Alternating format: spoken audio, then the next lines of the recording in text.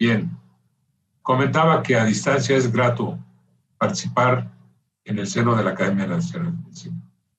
Y lo es mejor con un grupo de amigos. El 10 de diciembre de 1948 es publicada la Declaración Universal de los Derechos Humanos.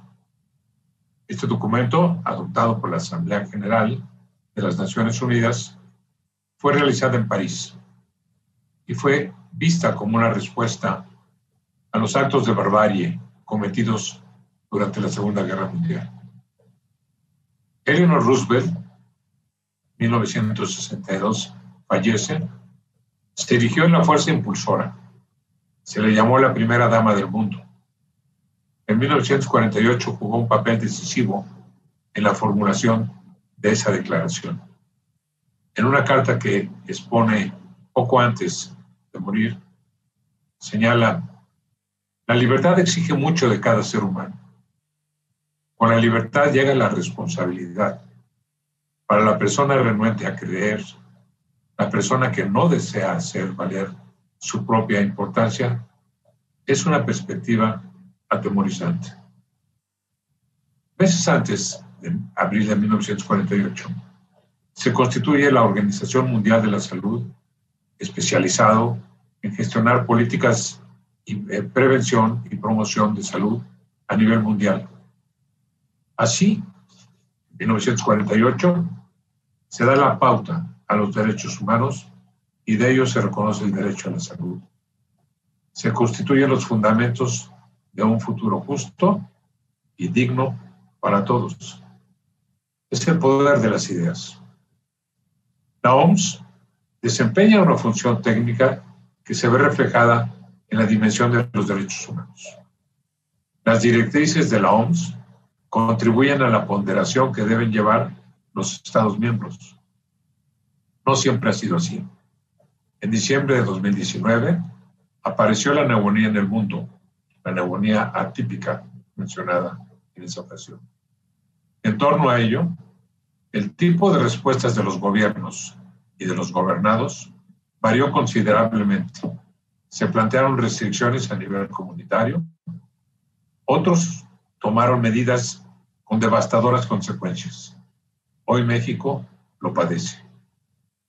La Organización Mundial de la Salud, institución internacional ante la pandemia del COVID-19, emitió reglamentos vinculantes a 194 estados, miembros todos ellos, a través de instrumentos jurídicos amplios, detallados, y conforme al reglamento sanitario, se pedía a los estados notificar a la OMS en las 24 horas posterior de iniciado o detectado el peligro o la alarma. ¿Y qué pasó? Eso no sucedió. No cumplió el país de origen del SARS y COVID.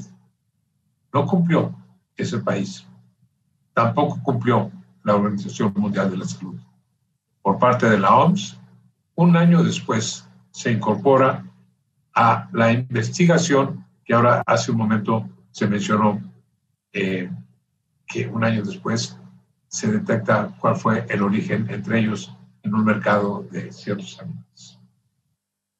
Bien, la gobernanza de la OMS puede dar respuesta a lo que he comentado.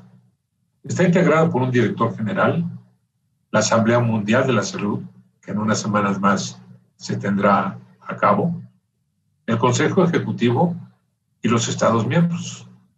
Las regiones son África, América, Asia Sudoriental, Europa, el Mediterráneo Oriental y Pacífico Occidental. Los Estados miembros, al ratificar la Constitución de la OMS, contraen la obligación de aportar recursos financieros al presupuesto de la organización. La cantidad se ajusta cada 2 años en la Asamblea. A partir de 1980, Estados Unidos aportaba el 25% aproximadamente del presupuesto. Esto se vino reduciendo gradualmente. La OMS, por lo tanto, daba prioridad a los programas que hubiera donantes voluntarios.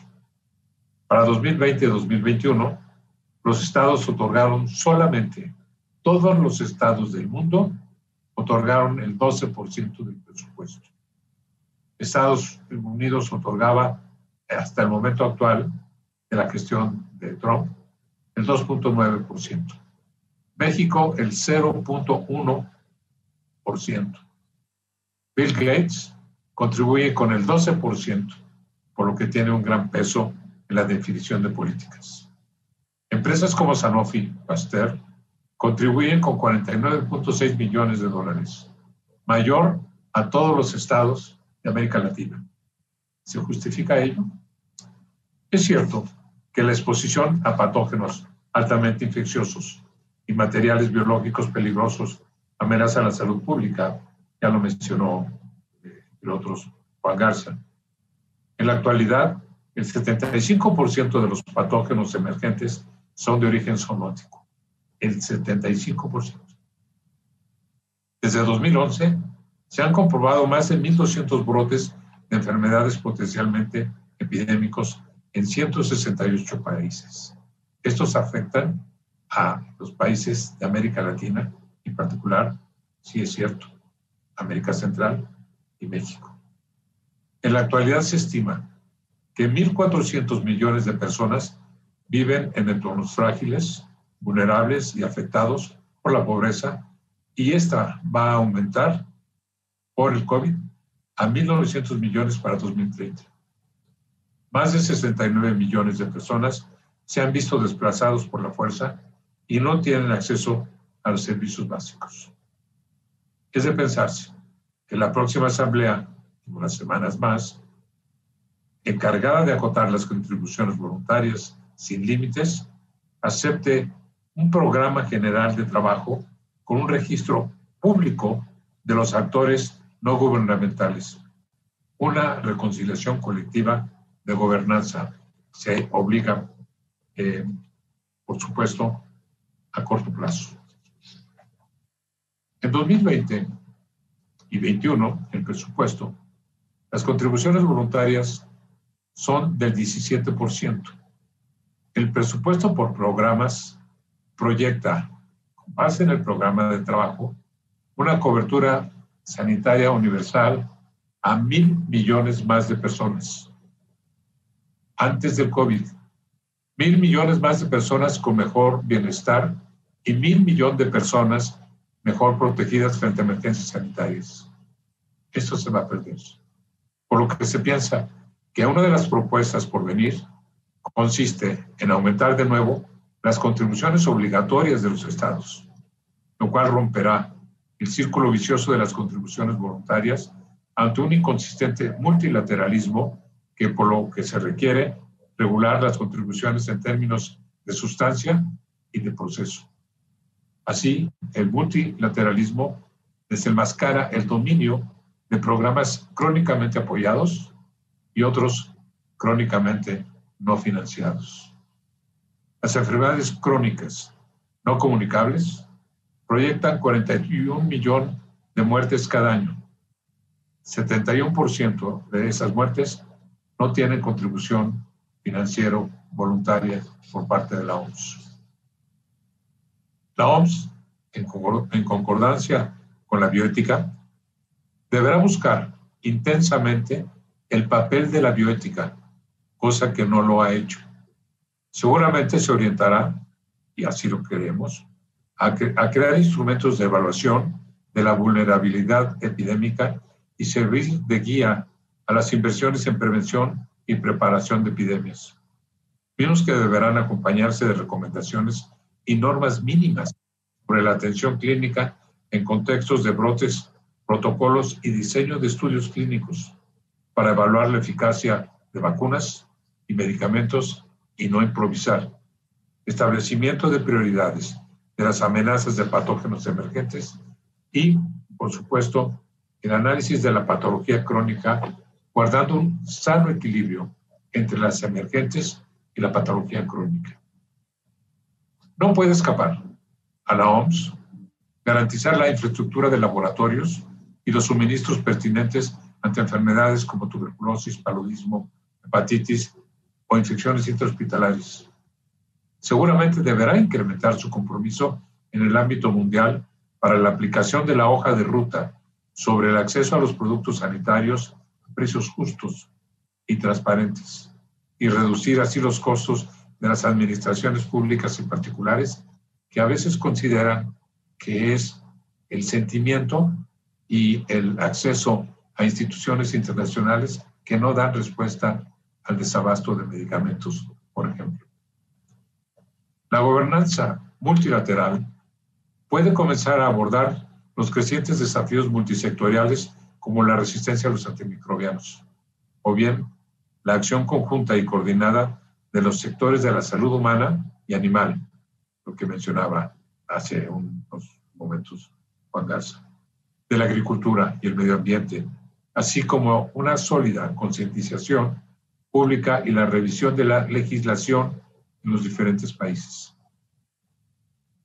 La Asamblea, por decir algo, la próxima, deberá fortalecer la capacidad institucional en materia de recursos humanos y abordar así las deficiencias que impiden el logro de la cobertura sanitaria universal y la seguridad sanitaria mundial, pero en particular la seguridad del personal médico, en donde México ocupa el primer lugar de letalidad del personal sanitario, y lo cual es inadmisible. Aplicación de acuerdos bilaterales, sí, sobre migración y la movilidad del personal sanitario en consonancia con la Declaración Universal de los Derechos Humanos. No se trata que un gobierno invite a médicos de otros países con el sentido político o de alfabetización o sobre ideologías y sobre aspectos que tienen que ver con la ideología, o bien lo que ha sucedido con las pandemias provenientes de China en particular, deben hacernos pensar que no todas las señales generadas describen eventos reales. En teoría, se desestimó la presencia del COVID, no solamente en el mundo. La OMS se tardó semanas en reconocer que había una pandemia. En ese sentido, son de importancia para la salud pública y el COVID deja una dolorosa enseñanza. Y es cierto, se pudieron evitar cientos de miles de muertes en el mundo. La comunicación operacional de riesgos son integrantes de la gestión de riesgo. La detección temprana, la verificación, la evaluación, la comunicación de amenazas en salud pública encuentran en el principio precautorio alcances diferentes según el ordenamiento jurídico de que se trate. Un principio es el eje primordial de un determinado régimen jurídico. Constituye su fundamento, el cual con razón de la jerarquía superior influye y repercute en todas las normas del sistema y en la forma de aplicarlas, cosa que no sucedió. El Consejo de Salubridad General no participó en una buena decisión, en reales decisiones en torno a la pandemia en México. Los principios constituyen las ideas fundamentales que encontraron un significado lógico y armonioso y coherente.